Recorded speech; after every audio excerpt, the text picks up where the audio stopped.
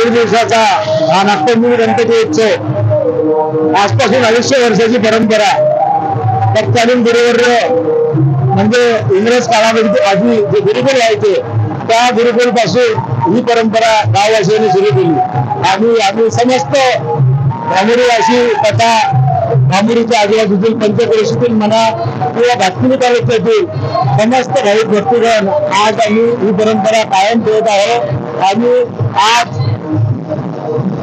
काल विनायक चतुर्थीच्या मुहूर्तावर गणपतीची स्थापना करण्यात आली आणि आज नागपंचमीच्या शिवमुहूर्तावर सायंकाळी विसर्जन मिरवणुकीला सुरुवात झाली। आज हजारोच्या संख्येने मिरवणुकीमध्ये भाविक भक्तगण आहे।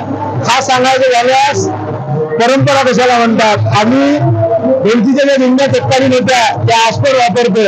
आम्ही कुठल्याही पद्धतीनं डिजिटल आस्पर झालेलो नाहीये।